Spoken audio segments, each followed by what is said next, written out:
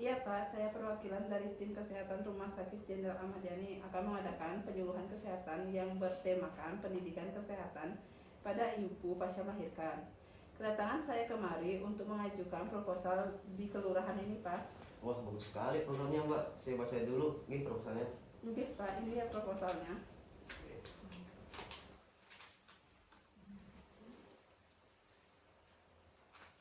Jadi sudah saya pahami ya Mbak proposalnya, dan ini menurut saya sangat penting untuk ibu rumah tangga di sini. Kalau begitu, saya setuju dengan acara ini ya Mbak. Oh Pak, terima kasih banyak. Sebelumnya, apa ada yang ingin Bapak tanyakan mengenai proposalnya? Oh iya Mbak, yang ikut penyuluhan apakah hanya untuk ibu pasca melahirkan saja? Oh, kalau untuk pesertanya itu boleh untuk ibu-ibu rumah tangga, tidak hanya yang baru melahirkan saja Pak. Bahkan ini bagus untuk ibu-ibu yang sedang hamil agar mendapatkan pendidikan untuk mempersiapkan kelahiran. Iya, saya setuju kalau begitu ya Mbak. Oke Pak, terima kasih banyak atas persetujuannya. Semoga bisa bekerja sama dengan baik. Oke Pak, hari Selasa kami akan memulai melakukan penyuluhannya. Kemungkinan jam 9 pagi. Gimana saya siapkan tempat dan peserta nanti ya. Saya hubungi Mbak untuk lebih lanjutnya. Terima kasih banyak Pak. Kalau begitu saya pamit ya. Selamat siang. Selamat siang Mbak.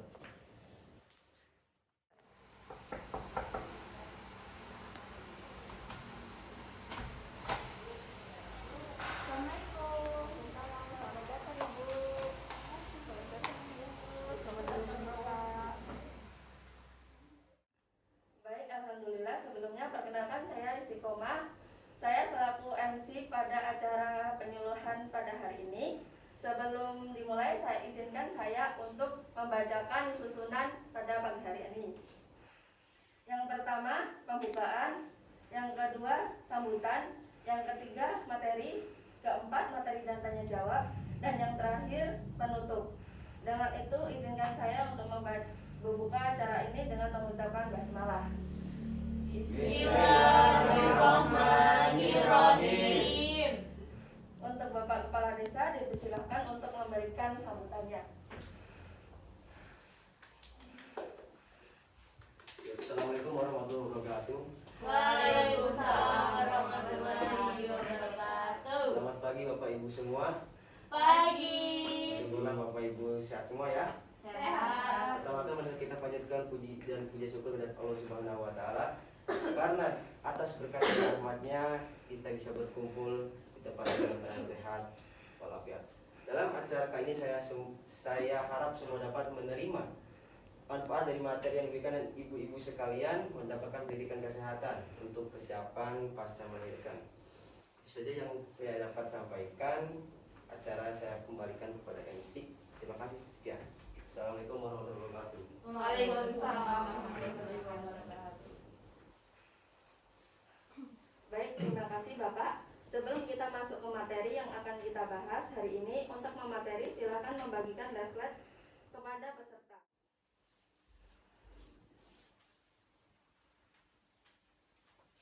Terima kasih Suster.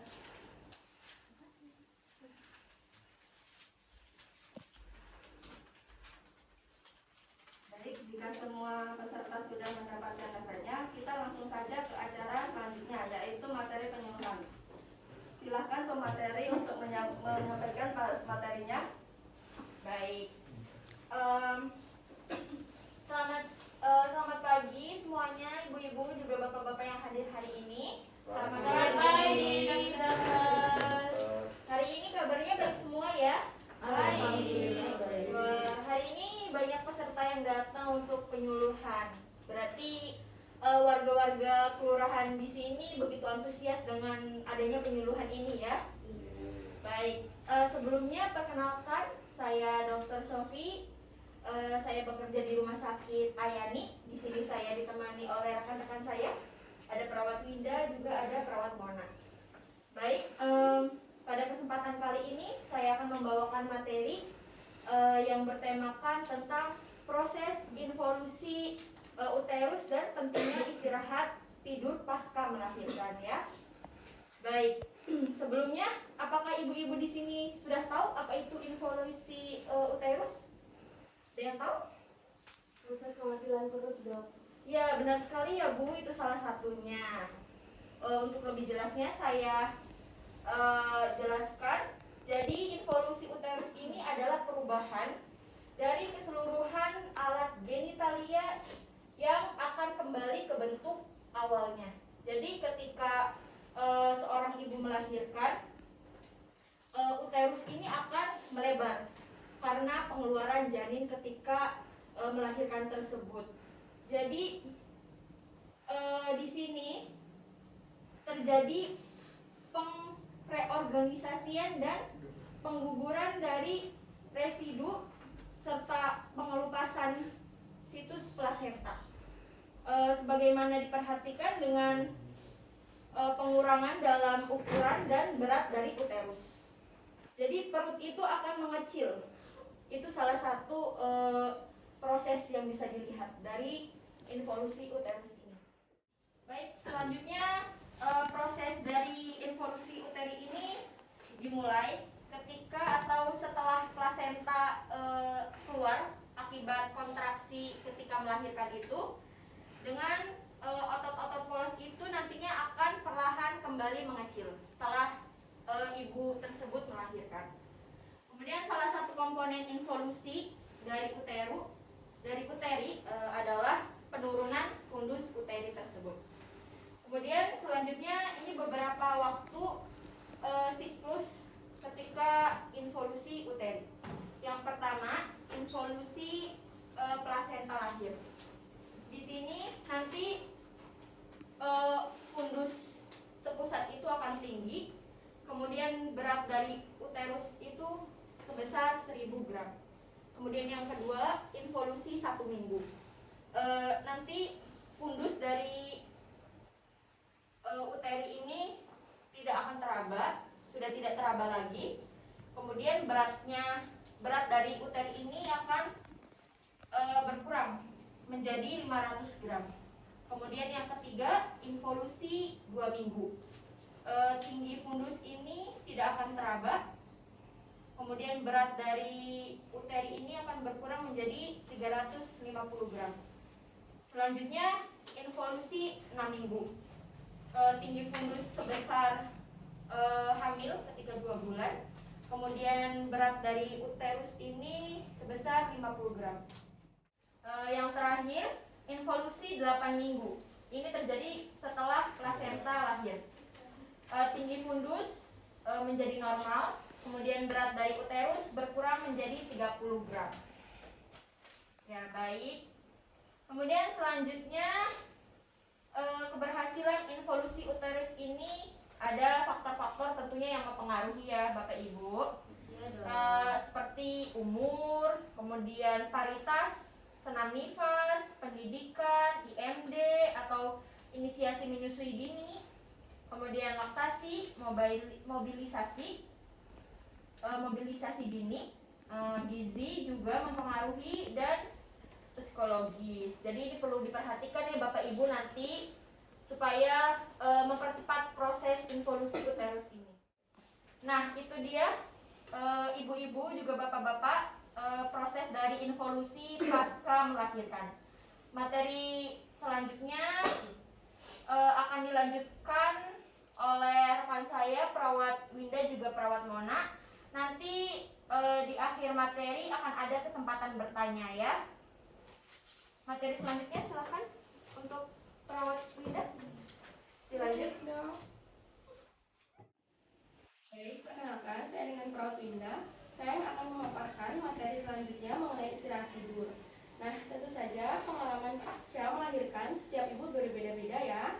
Ibu dengan pasca melahirkan layak mendapatkan istirahat yang cukup, tetapi terkadang keadaan tidak seindah yang dibayangkan ya ibu-ibu. Terkadang anak rewel, badan juga mudah lelah dan merasakan nyeri ya ibu-ibu. Sebelumnya ibu-ibu di sini istirahat tidur berapa jam ya tadi malam? Saya 5 jam soal. 5 jam. Saya 8 jam.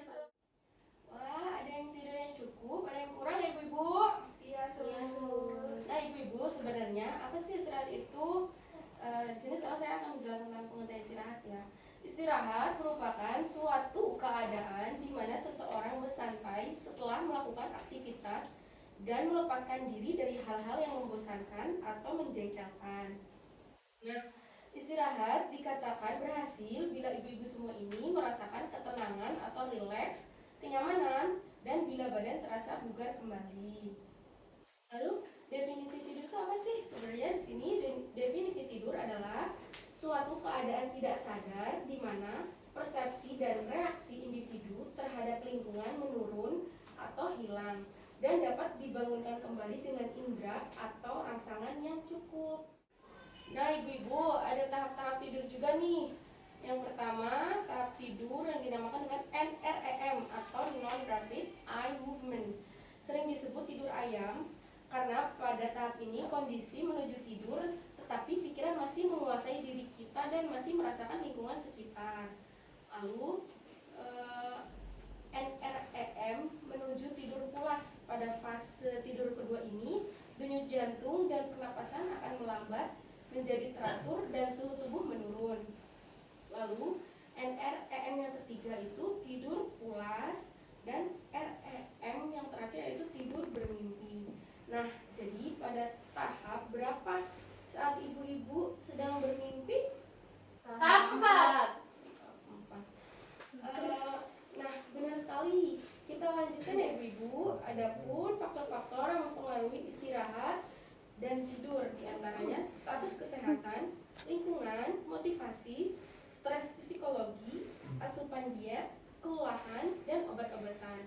Nah, itu dia ibu-ibu. Jadi kalau ibu-ibu sedang kelelahan atau stres bisa mempengaruhi istirahatnya loh. Baik, lalu materi selanjutnya akan dilanjutkan oleh rekan saya perawat. Perkenalkan, saya perawat Mona. Saya akan menjelaskan pola tidur normal pada setiap perkembangan usia.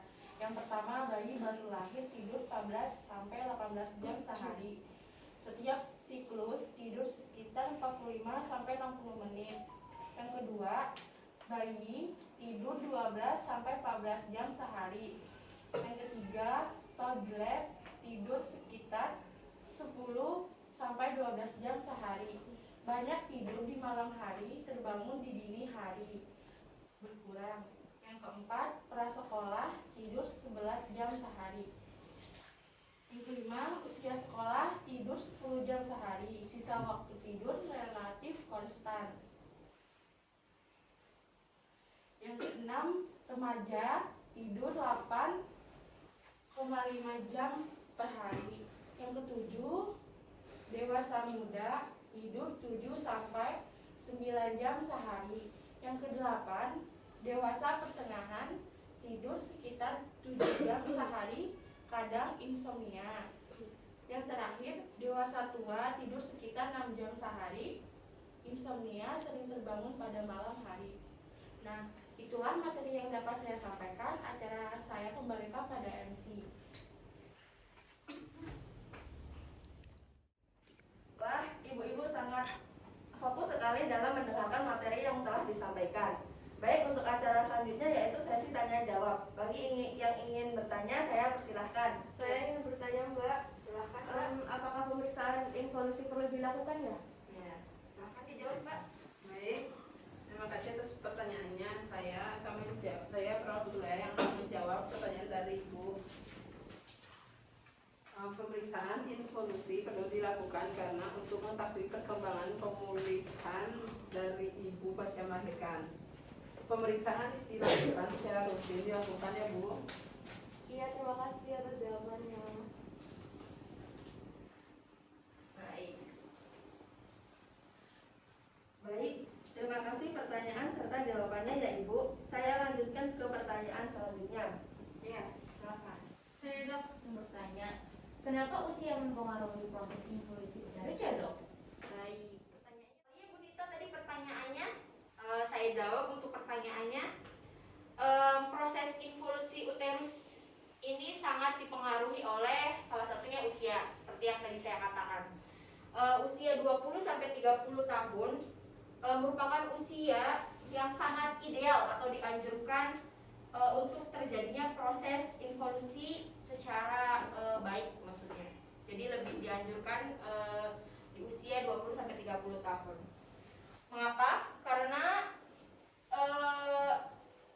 di usia tersebut faktor keelastisan uterus ini lebih bagus, jadi masih elastis gitu ya, bisa kembali ke bentuk awal sebelum melahirkan. Kemudian jika usianya kurang dari 20 tahun, keelastisan dari uterus ini belum maksimal karena organ reproduksi yang belum matang. Juga usia di atas 35 tahun itu sering terjadi komplikasi saat sebelum atau setelah melahirkan karena tadi elastisitas otot rahimnya sudah menurun yang menyebabkan kontraksi dari uterus tidak maksimal. Sudah? Apakah bisa dimengerti, Ibu Nita? Bisa dok. Baik. Sangat dipahami. Terima kasih ya dok. Sama-sama. Apakah ada yang ingin bertanya lagi? Saya persilahkan. Saya Sus ingin bertanya, Ya, silakan. fungsi istirahat tidur itu apa ya Sus, dan akibat bila kurang istirahat tidur itu apa? Ya, baik. Silakan Mbak dijawab. Izinkan saya menjawab ya Bu. Tidur diperlukan untuk menjaga keseimbangan mental, emosional, dan kesehatan. Selama tidur, seseorang akan mengulang atau mereview kembali kejadian-kejadian sehari-hari, memproses, dan digunakan untuk beraktivitas. Dampak ketika seseorang kurang istirahat tidur yaitu yang pertama, mengurangi jumlah produksi ASI. Lalu yang kedua, memperlambat proses involusi uterus dan meningkatkan pendarahan. Lalu yang ketiga, menyebabkan depresi dan ketidakmampuan untuk merawat bayi dan dirinya sendiri. Yang keempat, menimbulkan efek samping pada pekerjaan, kehidupan. Saya izin bertanya, Ya, silakan Bapak. bagaimana cara mengatasi gangguan istirahat tidur supaya istri saya istirahatnya tercukupi? Oh iya, bagus sekali pertanyaannya. Silakan Sus dijawab. Wah, pertanyaannya keren sekali Bapak. Cara mengatasi gangguan tidur pada ibu pasca melahirkan yang pertama, satu, mempertahankan jadwal harian yang konsisten untuk bangun, tidur dan istirahat. Yang kedua, setelah melahirkan melakukan kegiatan-kegiatan rumah secara perlahan. Yang ketiga, bila bayi tidur gunakan waktu untuk beristirahat juga. Yang keempat, mengikuti senam nifas untuk memperbaiki sirkulasi darah, mengembalikan fungsi otot, dan membuat tubuh menjadi rileks. Yang kelima, mendengarkan musik klasik atau slow. Yang keenam, membaca buku atau bacaan lainnya. Yang ketujuh, menciptakan lingkungan yang nyaman. Yang terakhir, meminta bantuan suami atau keluarga apabila kelelahan mengurus bayi. Saya akhiri. Wassalamualaikum warahmatullahi wabarakatuh. Waalaikumsalam warahmatullahi wabarakatuh. Terima kasih banyak untuk ibu-ibu juga bapak-bapak yang sudah hadir dalam penyuluhan kali ini ya. Iya.